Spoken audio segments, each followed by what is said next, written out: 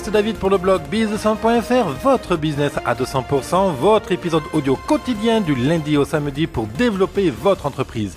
Sur mon blog biz200.fr, biz200.fr, je vous fais profiter de mes systèmes, astuces et méthodes si vous arrivez à m'écouter plus de 2 minutes pour vraiment réussir aujourd'hui grâce aux outils modernes. Je suis heureux de vous retrouver aujourd'hui, toujours de plus en plus nombreux chaque jour à me suivre. Alors aujourd'hui, nous allons avoir une discussion sur comment apporter la preuve à vos clients de tous les intérêts et bénéfices de vos produits et services. Parce que bien souvent, vous, en tant qu'expert, en tant que professionnel dans votre domaine, vous connaissez tous les avantages à utiliser vos produits au quotidien, mais vos clients, eux, ne le savent pas. Et bien souvent, vous vous heurtez à savoir comment vous pouvez présenter ces produits pour les convaincre, pour convaincre vos clients potentiels de les utiliser tout simplement. Et pourtant, il y a des moyens tout simples pour y parvenir, et comme par exemple la démonstration. Comment faire une démonstration efficace de vos produits et de vos services pour faire comprendre par le concret, par du visuel à vos clients tous les avantages à exploiter, à utiliser vos produits. Donc il y a plein de manières de montrer tous les avantages de vos produits et services. Il y en a une en particulier qui est franchement très intéressante.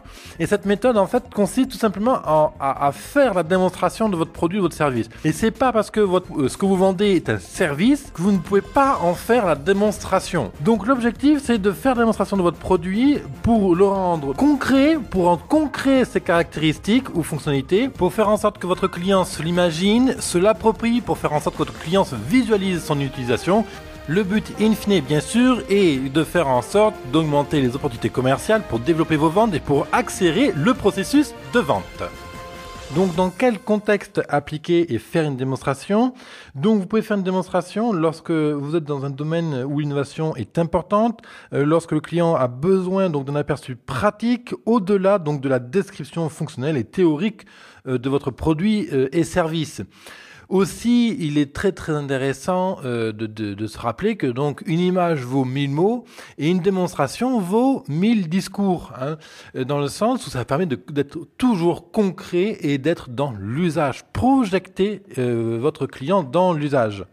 Si je dois résumer, donc la démonstration consiste à montrer au client donc toute ou partie de votre produit dans des conditions d'utilisation réelles ou simulées, mais toujours proches de la future utilisation.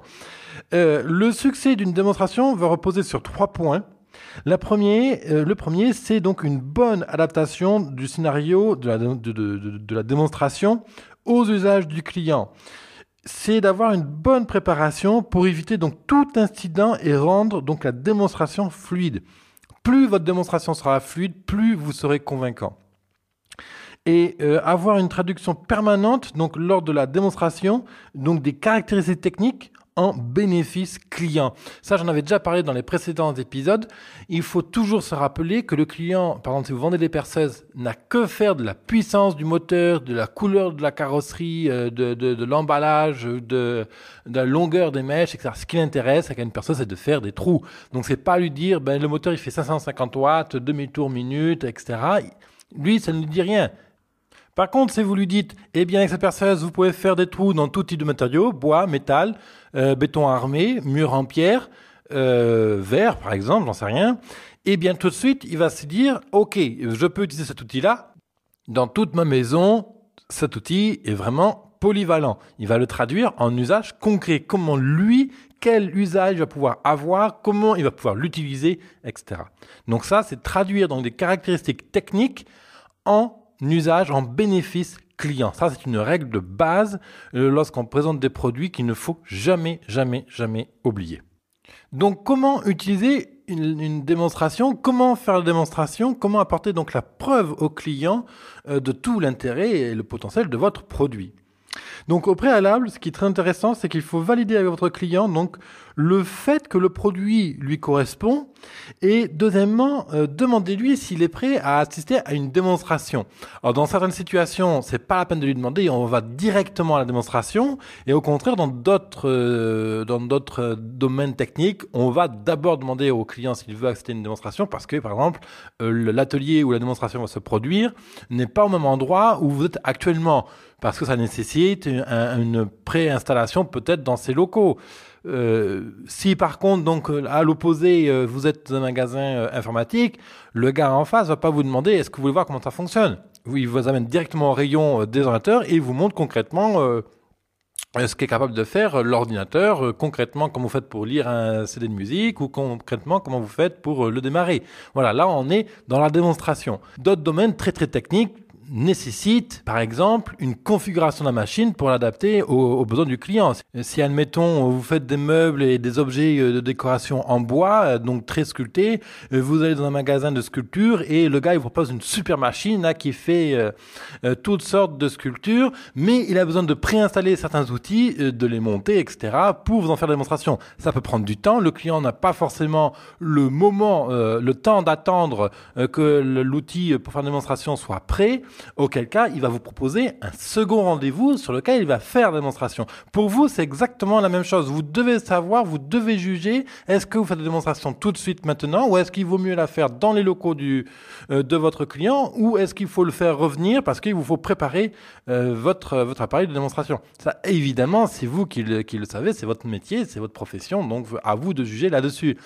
Après, rien ne vous empêche, si votre trésorerie et puis votre activité le permet, d'avoir des machines, si vous vendez des appareils, tout de suite préconfigurés pour faire la démonstration en live, en direct, tout de suite. Et même si vous vendez des services, c'est aussi super intéressant de faire des démonstrations.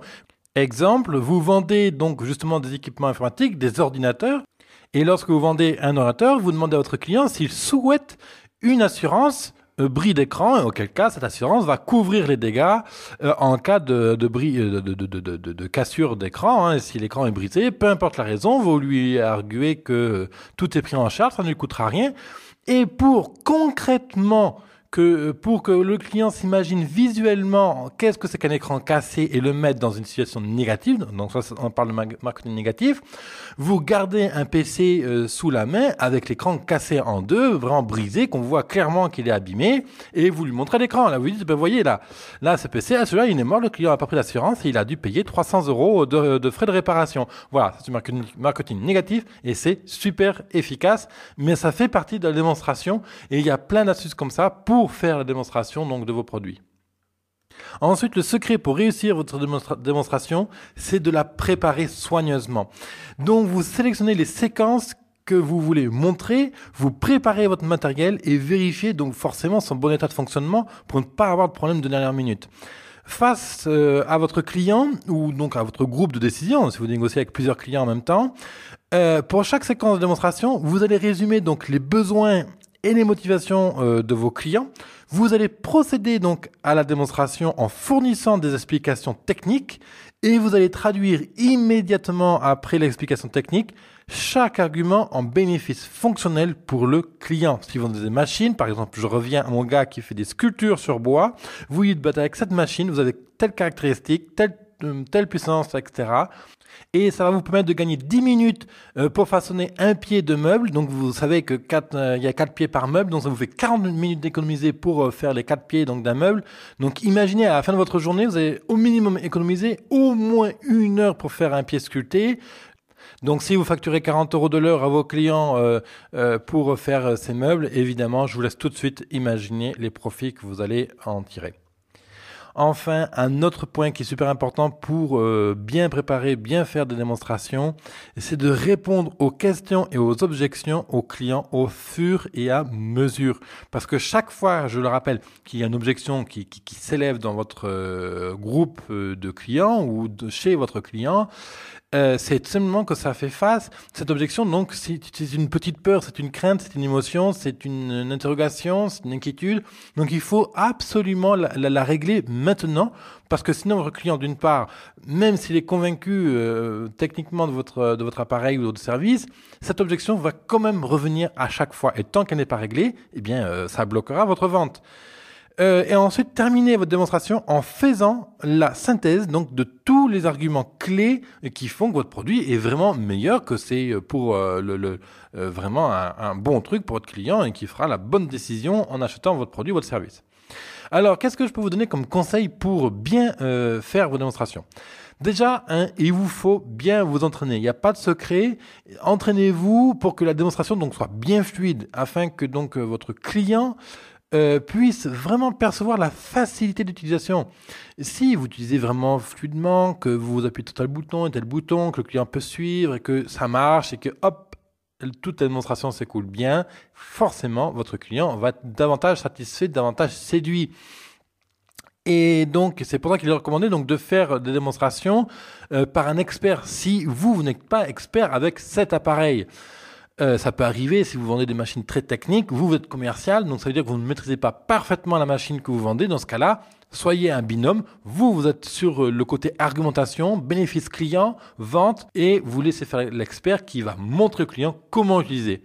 Ensuite, dans certaines situations, vous allez utiliser un appareil pour la démonstration ou un logiciel, si vous vendez des logiciels ou du service, qui ne va pas intégrer toutes les fonctionnalités que votre client aura après à disposition après son achat.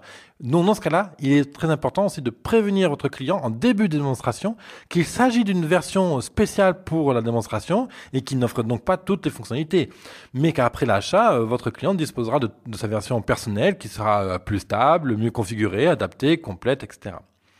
Enfin, pour répondre donc aux questions et aux objections du client, utilisez les questions en retour pour lui faire préciser ce qu'il recherche ou lui préciser sa crainte, etc. Il vous donne une objection pour casser cette objection donc qui forcément fait remonter donc une peur, une inquiétude. Cassez ça en lui posant une question. Il vous dit oui mais là attends ton truc là c'est fragile, c'est n'importe quoi ça. Et donc posez-lui une question. Vous avez peur que ça casse ? Pourquoi ? Et là il va développer et ça va vous permettre de rebondir sur un argument de vente. Enfin, il y a un piège à faire quand on fait une démonstration et je vais vous le partager tout de suite avec vous. Bien souvent, quand on fait une démonstration, on veut tout montrer, on veut absolument montrer tous les bénéfices de la machine et on va lui montrer toutes les fonctionnalités au client. Eh bien, c'est une erreur. Parce que plus vous allez donc lui montrer de choses, tout ce que peut faire là, votre appareil, etc., plus votre client en fait va perdre vraiment l'intérêt en fait que les intérêts premiers de votre appareil. Donc, il vaut mieux se focaliser sur quelques bénéfices clés que votre client souhaite voir, que votre client va tout de suite être capable de s'imaginer utiliser, parce qu'une démonstration trop complète risquerait donc de faire percevoir le produit comme trop complexe et de faire peur. Enfin, je vais quand même vous rappeler un petit point psychologique.